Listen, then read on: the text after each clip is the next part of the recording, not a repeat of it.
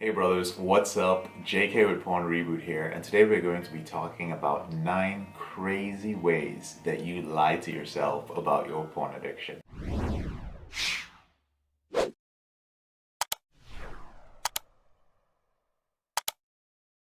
And I call them crazy ways because as you go through it, you become quite amazed at the way that men who are intelligent, men who are able to navigate their lives and be successful and have families and do amazing things in other aspects of their life, are able to just convince themselves that their behavior with pornography, something that's causing them a lot of pain, is justifiable. So I'm going to be talking about all the different ways that we do it, and I'd like you to pay attention as we go through this and identify the one that you engage in the most, and then go ahead and share it with me in the comment section below. The first thing that I want to say is that all these crazy ways also do one thing for you when you're about to view pornography and masturbate. It removes any guilt that you may have about your behavior with porn and masturbation.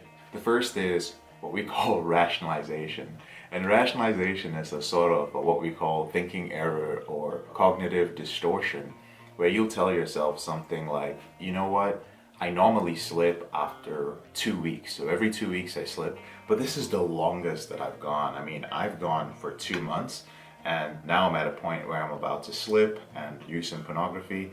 You know what, that's fine. I'll just do it once because this is better than slipping after 2 weeks. Slipping after 2 months is better than slipping after 2 weeks.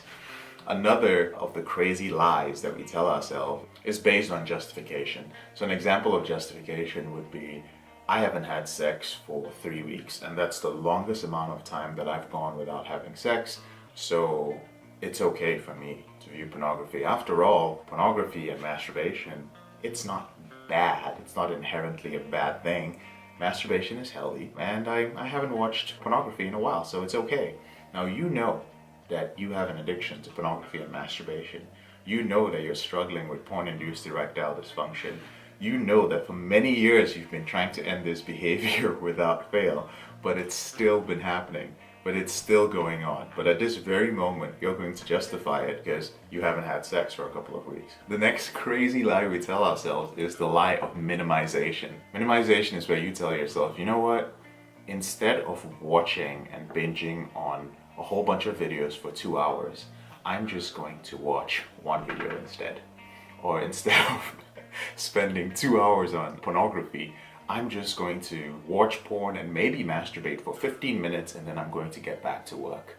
That's how you minimize it. Or instead of watching she-male or some other sort of extreme type of pornography, I'm just going to watch straight, regular sex, as if anything like that exists in pornography these days.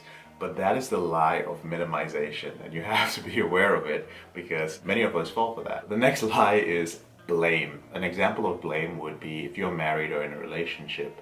Let's say your partner let herself go and she put on some weight, or she chose not to wear makeup, or she did something that caused you not to find her attractive anymore for whatever reason. We're not debating the morals of that, but the point is you're putting the blame on someone else. You know, if she didn't let herself go, well, I wouldn't have to reach out for pornography. Or if she didn't look like that woman, or if she looks the way she does and she chooses not to look like this other type of woman, then I wouldn't be in a position where I'm watching pornography. Or if she didn't make me mad, make me angry, I wouldn't have to medicate my anger with porn or masturbation. You're not taking responsibility for your slip. The next is magnification. Magnification is a little bit like exaggeration. It's where you get to a point where you start telling yourself that your situation is so bad that you have no choice but to view pornography. Maybe you haven't been in a relationship ever, or you haven't been in a relationship for a while. So you had a bad breakup a few years ago for one reason or the other. You just haven't had sex or met a woman since then. And fear starts creeping in. You start telling yourself, man, I am never going to meet another woman. I'm never going to be able to have sex. It seems like this is what my life is destined to be. You know what? I just need to watch some porn because it cannot be healthy to go this long without pornography. And I just don't think I'm ever going to get a shot at having sex again. So you magnify a situation which really isn't that big a deal. If you were to spend time and dive deep into the reason why you're not in a relationship or not having sex, I guarantee you there's some sort of situation that doesn't involve pornography. The next crazy lie is the lie of entitlement. And this is where you tell yourself something like, you know what, I worked so hard. I hit this sales goal, or I've been providing for my family, I've been the sole provider, I cranked out 18 hours, I knocked out all my goals this week. You know what, I deserve to let go a little bit. Nobody on earth can tell me that I need to take a break from pornography. I deserve this. This is the way that I let loose. And you know what? All these good deeds I've done, this sales number I've hit, this amount of money I've made, these goals I've hit, all of these things, they are a perfectly good reason for me to view pornography. If I can just do it. And sometimes you'll follow that up with, you know what, I'm only doing this because I hit those goals. If I didn't hit those goals, I wouldn't watch pornography. Sounds a little crazy, right? Yeah, that's why it's called the crazy lies that we tell ourselves in order to view pornography. But many of you who are watching this can relate to it as well. Sometimes you just work really hard and you feel that you need to reward yourself. And what else is more pleasurable to you than a little bit of porn and masturbation? The next crazy lie is the lie of uniqueness. This is where you feel that there's something that is different about you. Now, in reality, there might not be anything unique about you, at least not in the way you think, but you nonetheless use this as a lie. An example would be if you're a very smart man who studied a lot about addiction recovery, or if you're a doctor or even a therapist. So you tell yourself, you know what? I know a lot about this. I know about the different stages of addiction. I understand how it works. I understand the neurochemistry of addiction. I know all these things. I'm smart. So it's okay if I watch pornography, right? Or you tell yourself, you know what? I'm not like the other guys who are addicted to pornography. Those guys sound like they binge. Those guys sound like they don't have their lives together. I have my life together. I'm quite functional. I take care of my body.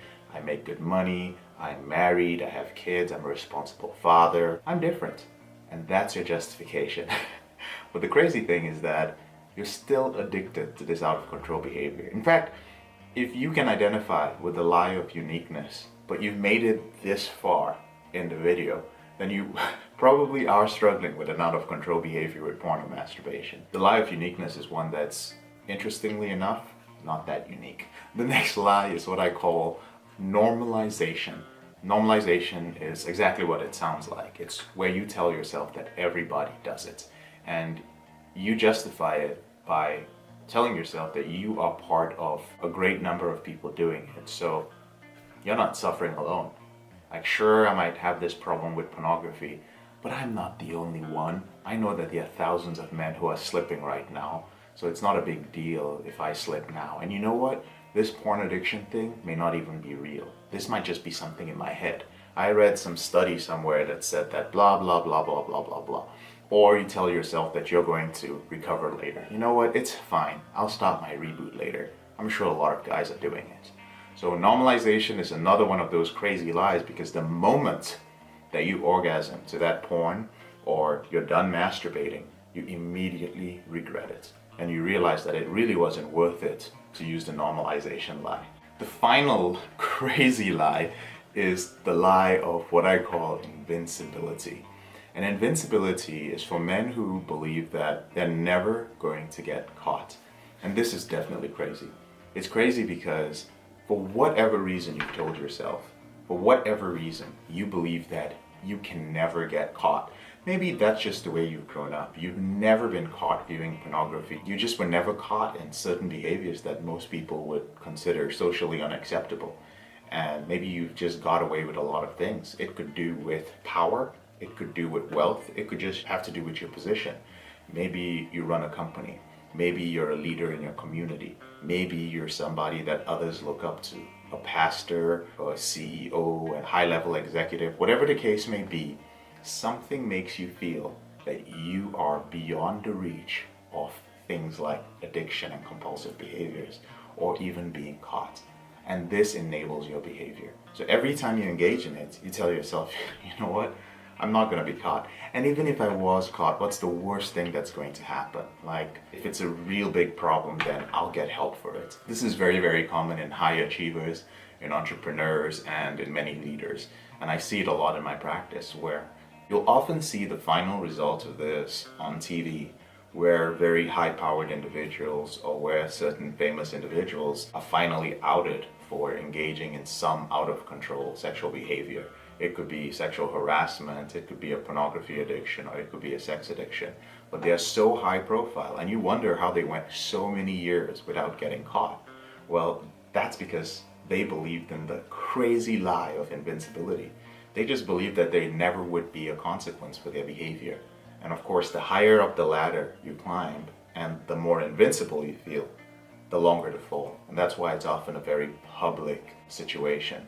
So brothers, there you have it. The 9 crazy lies that you tell yourself about your porn addiction. I really would like to know which of these different lies that you identify with. Go ahead and share it with me in the comment section below. And if you found this helpful, please go ahead and share it with 3 other men who you feel might benefit from it.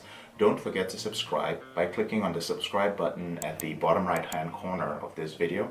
And if you like the video, go ahead and give it a like. Now, if you are at a stage in your life where you find that you've tried to end your behavior, but you're not making progress fast enough, or you feel that you need structure when it comes to rebooting, you need a step-by-step system to help you end your out-of-control behavior, then you may want to consider becoming a part of our group coaching program. It's called the PornReboot Intensive, and it is the most effective online group coaching program on the internet for men struggling with porn and masturbation addiction. There's a link to get on a call with one of my reboot strategists in the description of the video below, and I hope to speak to you then. I'm JK, your brother in this struggle. Thank you so much for taking the time to watch this video, and I'll speak to you later in the week.